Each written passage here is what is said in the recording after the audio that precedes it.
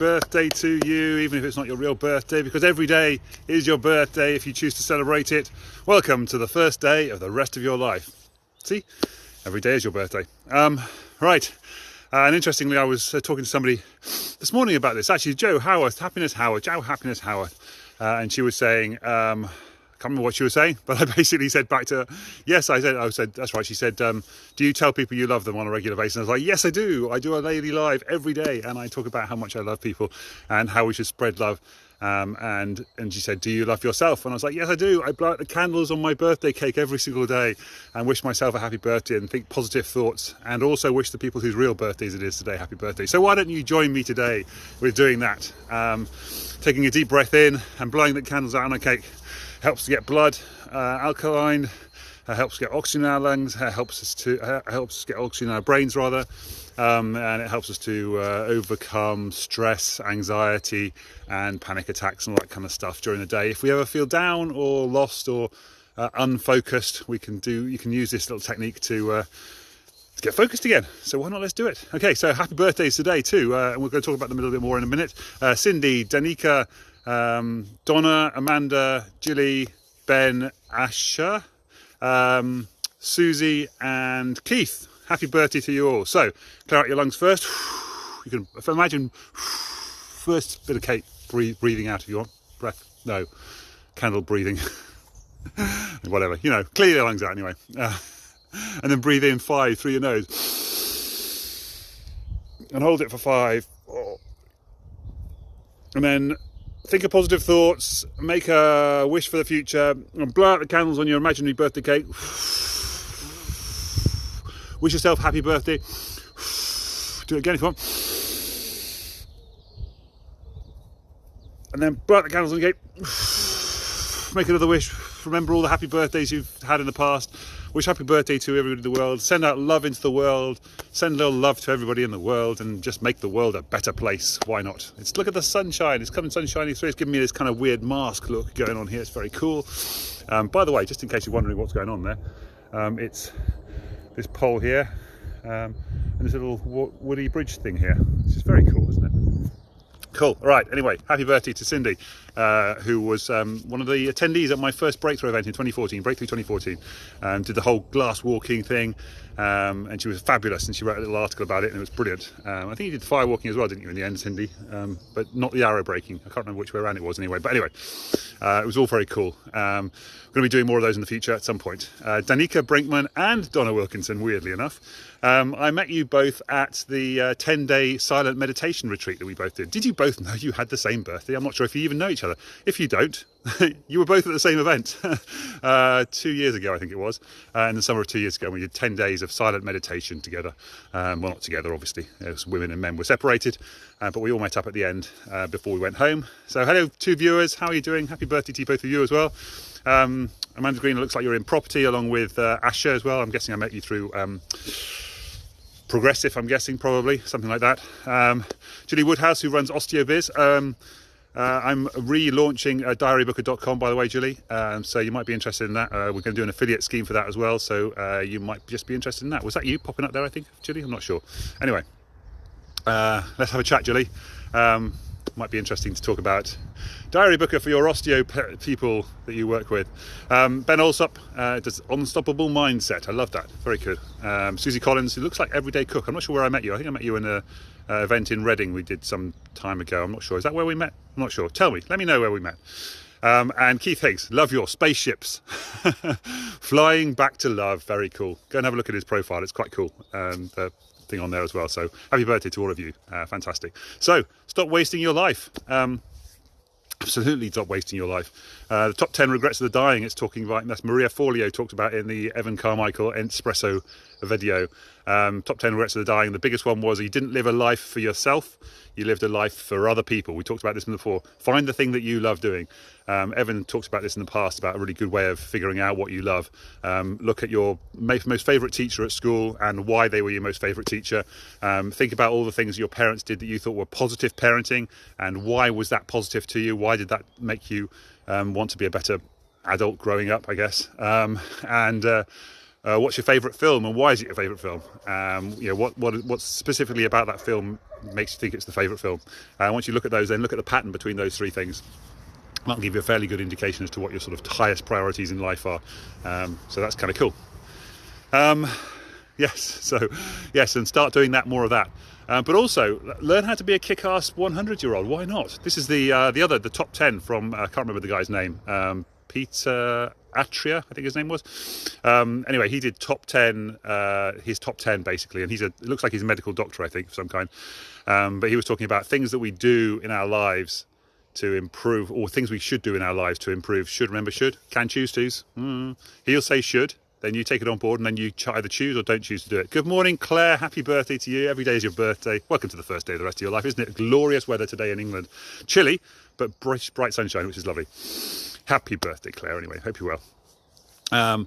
Yes, so what are you doing in your life? Because if you want to become... the way he phrased it, which is quite cool, it was like, think of it like you're training for a marathon, or you're training for a sporting event, you're training for the Olympics, but instead of it being like in the near future, the actual Olympics you're going for is your 100th birthday.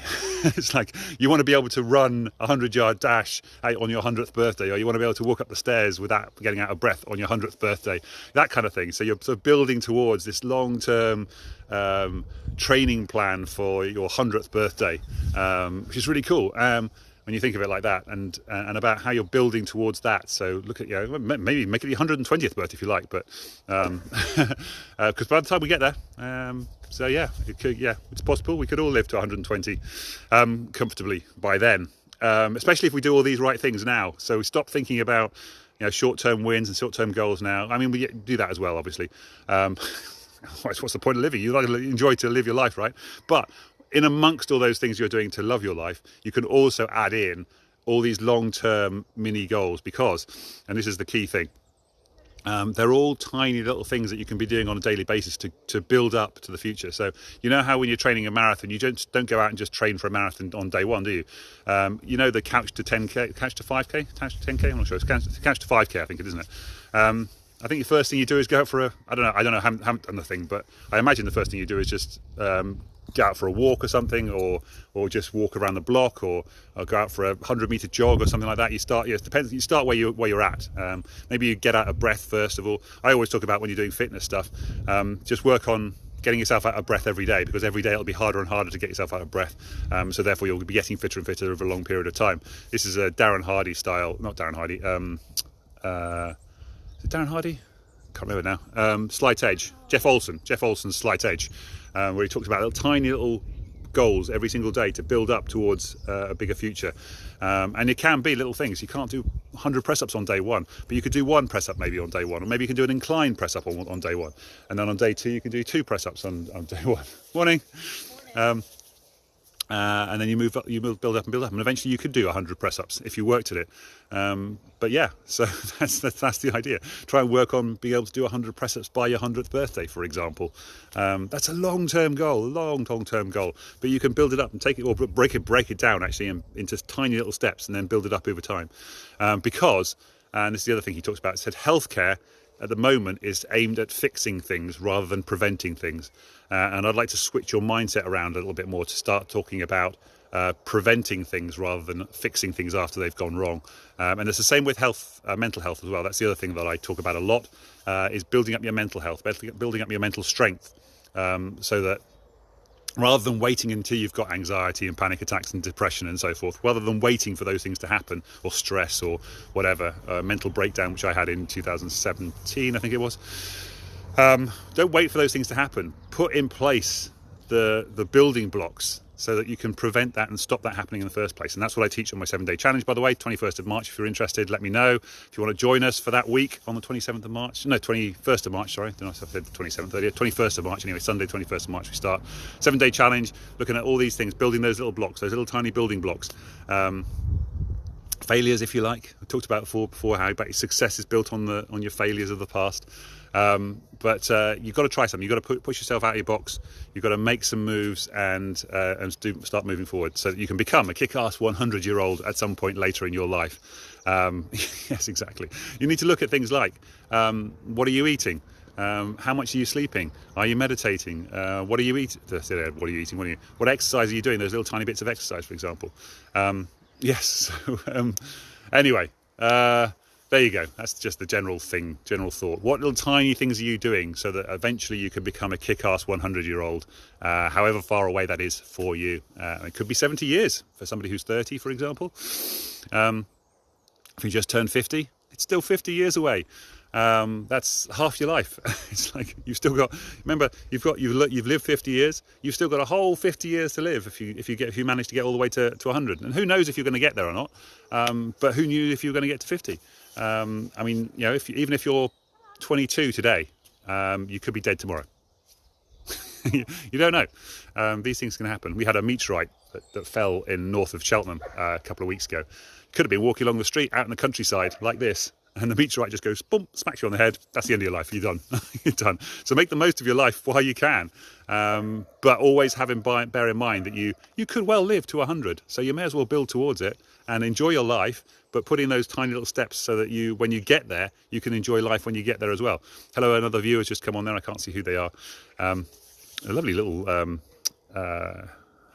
icons you've got going up there. That's fantastic. Can't see who you are though. It's very pretty. But there you go. Anyway, happy birthday to you all. Hope you have a lovely, and I've just had another viewer popping in. Hello, other viewer. Happy birthday to all of you, because it is the first day of the rest of your life. So go out and live it, but also start working towards how you're going to enjoy your 100th birthday in fit, healthy, and solid mindset. Oh, and by the way, just on a sort of slight edge note on that one, I did a lot of research on this a while back, but I haven't talked about it much. To try and avoid Alzheimer's in old age, since we're talking about 100-year-olds and so forth, to avoid Alzheimer's in old age, here's how you do it. One of the strong theories at the moment, anyway, is to do lots of things during your life. Do lots of different things. Push yourself out of your comfort zone. Learn new languages. Go to new places. Do different things. Walk different routes and so forth. Expand your brain so that it uses lots and lots of different pathways inside your brain. So it gets used to going different routes around your brain to achieve different results. Yes, happy birthday, Jill. There you go. Gilly, sorry, I should say. Yes, it is. You're linked and tagged in here. So we need to talk, Gilly, about my product diary booker. We're relaunching it, and we've got an affiliate scheme in there, so you might be interested in getting involved in that for your osteopaths if they're interested. Online appointment booking and text reminder service stuff. Yes, so, just briefly, because I'm running out of time already, I was talking about, rewiring your pathways in your brain to avoid Alzheimer's, because when you get Alzheimer's, basically what happens is your pathways in your brain get blocked with this calcification stuff. And that's not the right word, but it doesn't matter, it's close enough. And it's like being stuck on a motorway. You know, when you're stuck in a traffic jam on a motorway and you can't get through because of the traffic on the motorway. But if there's a traffic jam in a town where there's lots of routes and lots of roads around, you can take a different route. You can turn left at the next lights and go round the back and find a different route around the traffic jam. But when there's a traffic jam in your brain and you've been doing the same thing over and over and over and over and over your whole life, it's like you're stuck on a motorway and you can't go anywhere. You can only go backwards to old memories. You can't go forward and move forward. So yes, that's a really good theory as to how you can avoid Alzheimer's in the future, which is to create lots and lots of new pathways in your brain so that you have lots of different routes you could choose later on in your life. Okay, that's all for today. Take care of yourselves. Have a lovely Tuesday, and I will see you tomorrow with another random message of some description. Take care, everyone. Love you all. Bye for now. Take care. Send love out into the world, by the way, and build towards your best 100th birthday. Take care. Bye.